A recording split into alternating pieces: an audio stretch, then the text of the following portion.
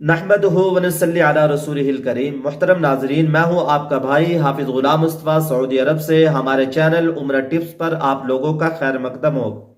आज आप लोगों के लिए ऐसी 10 दुआएं लेकर आया हूँ। अगर आप लोग इनको अपनी ज़िंदगी का मामूल बना लेते हैं, आप लोग बहुत सी खैरों को हासिल कर लेंगे।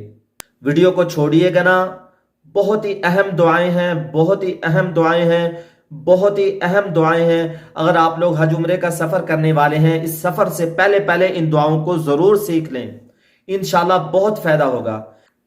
खाना खाने से पहले की दुआ और खाना खाने के बाद की दुआ 2, वॉशरूम में जाने की दुआ, वॉशरूम से निकलने की दुआ 4, घर में दाखिल होने की दुआ, घर से निकलने की दुआ 6, रात को सोने की दुआ, सोकर उठने की दुआ 8, मस्जिद में दाखिल होने की दुआ, मस्जिद से बाहर निकलने की दुआ। ये 10 दुआएं हैं, इनको आप सीख लें, रोजमर्रा का मामूल बना लें। इंशाल्लाह इन दुआओं की बरकत को आप अपनी जिंदगी में देखेंगे, बहुत सारी खैरों को आप लोग हासिल कर लेंगे।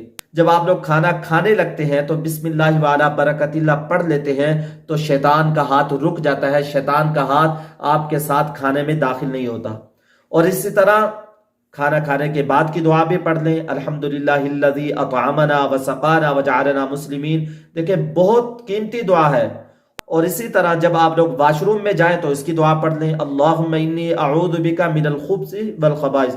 जब ये दुआ आप लोग पढ़ लेते हैं, आप और शैतान के दरमियान ये दुआ आड़ बन जाती है, दीवार बन जाती है। वॉशरूम की दुआ हम कभी ना भूला करें, न मर्द भूलें न ख़वातीन भूलें। और तीसरा, घर में दाखिल होने की दुआ। घर में दाखिल हो तो ये पढ़ें, अल्लाहुम्मा इन्नी अस्अलुका खैरल मौलजी व खैरल मखरजी। और इसके बाद सलाम करें, सूरह इखलास पढ़ लें। जब आप लोग ये अमल करेंगे, आपके घर से फाका भी दूर, लड़ाई भी दूर, मियाँ बीवी में मोहब्बतें पैदा हो जाएंगी। ये दुआएं जो हमारे नबी ने बताई हैं, इनमें फायदा ही फायदा है। हज उम्रा करने से पहले पहले ये दुआएं जरूर सीख लें। और इस तरह मस्जिद में दाखिल होने की दुआ है, अल्लाहुम्मा फ़्तह ली अबवाब रहमतिक। कितनी खूबसूरत दुआ है, अल्लाह मेरे लिए रहमत के दरवाजों को खोल दे। और इस तरह बाहर की दुआ है, अल्लाहुम्मा इन्नी अस्अलुका मिन फ़ज़लिक, अल्लाह मैं तुझसे तेरा फजल मांगता हूँ। ये मस्जिद से बाहर निकलने की दुआ भी आप लोग याद रखा करें। मस्जिद अल्लाह का घर है, उसके आदाब का ख्याल किया करें। आप लोगों ने मक्का में आना है, बैतुल्लाह जो अल्लाह का घर है, अगर आप लोग यहाँ दुआएं सीख लेंगे तो वहां भी आदाब के साथ दाखिल होंगे।